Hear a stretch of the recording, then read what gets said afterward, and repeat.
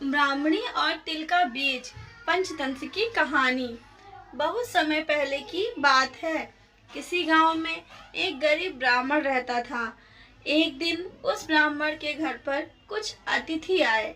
ब्राह्मण की स्थिति इतनी खराब थी कि उन अतिथियों को खिलाने के लिए घर में अनाज तक नहीं था। इस स्थिति को लेकर ही ब्राह्मण और उसकी पत्नी के बीच थोड़ी कहासुनी होने लगती है। ब्राह्मणी कहती है, तुम्हें पेट भरने योग्य अनाज कमाना भी नहीं आता है। इसी का नतीजा है कि आज घर में अतिथि आ खड़े हुए हैं और हमारे पास उन्हें खिलाने के लिए कुछ भी नहीं है। इस पर ब्राह्मण अपनी पत्नी से कहता है, कल कर्क संक्रांति है, मैं कल भिक्षा लेने के लिए दूसरे गांव जाऊंगा। वहां एक ब्राह्मण ने मुझसे आमंत्रित किया है। वह सूर्य देव की तृप्ति के लिए कुछ दान देना चाहता है।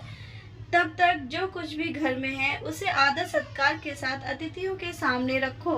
ब्राह्मण की यह बात सुनकर ब्राह्मणी कहती है, तेरी पत्नी होकर मैंने कभी सुख नहीं भोगा है, न कभी खाने को मेवा मिष्ठान मिला, न ही ढंग के वस्त्र और आभूषण। आज तो कह रहा है कि जो भी घर में पड़ा हो वो अतिथियों के समक्ष रख दो।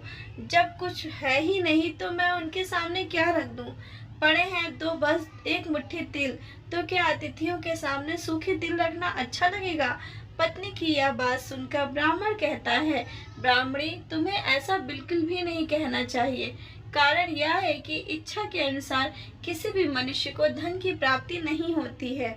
जरूरी है तो पेट भरना, और पेट भरने योग्य अनाज तो मैं ले ही आता हूँ। अधिक धन की चाहत अच्छी नहीं, ऐसी इच्छा का तुम्हें त्याग कर देना चाहिए। अधिक धन की इच्छा के चक्कर में मनुष्य के माथे पर शिखा बन जाती है। माथे पर शिखा वाली बात सुन ब्राह्मणी बड़े ही आश्चर्य से ब्राह्मण से पूछती है, अधिक धन की इच्छा में माथे पर शिखा हो जाती है? मैं कुछ समझी नहीं।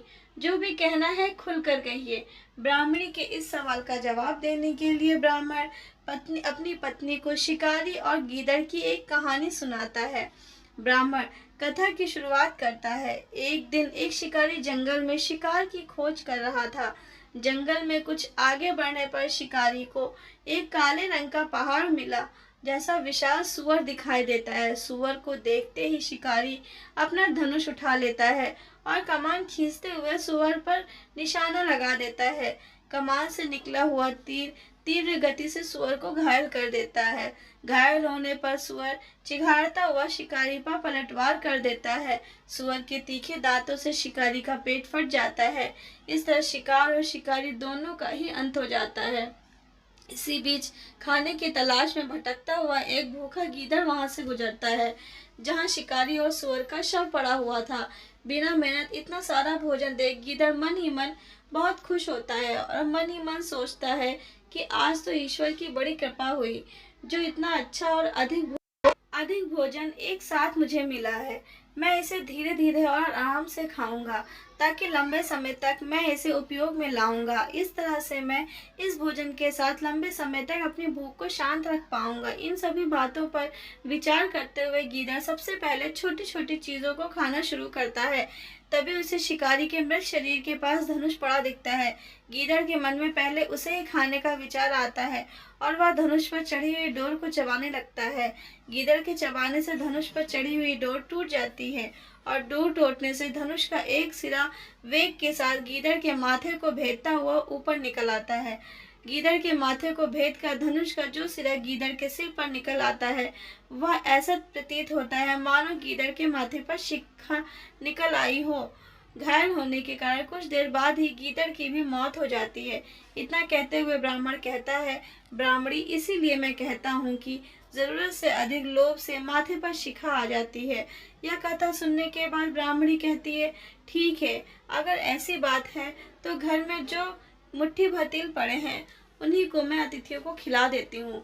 ब्राह्मणी की यह बात सुनकर ब्राह्मण संतुष्ट होता है और भिक्षा मांगने के लिए घर से बाहर निकल जाता है।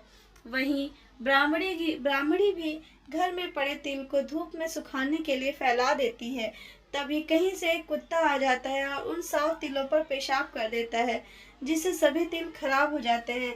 तिल के खराब हो जाने पर ब्राह्मणी काफी परेशान हो जाती है और सोचती है, यही तो तिल थे जिन्हें पकाकर मैं अतिथियों को खिला सकती थी।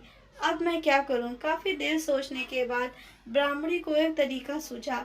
उसने सोचा कि अगर वह गेंदे के तिलों के बदले साफ तिल देने की बात कहेगी तो कोई भी आसानी से मान जाएगा।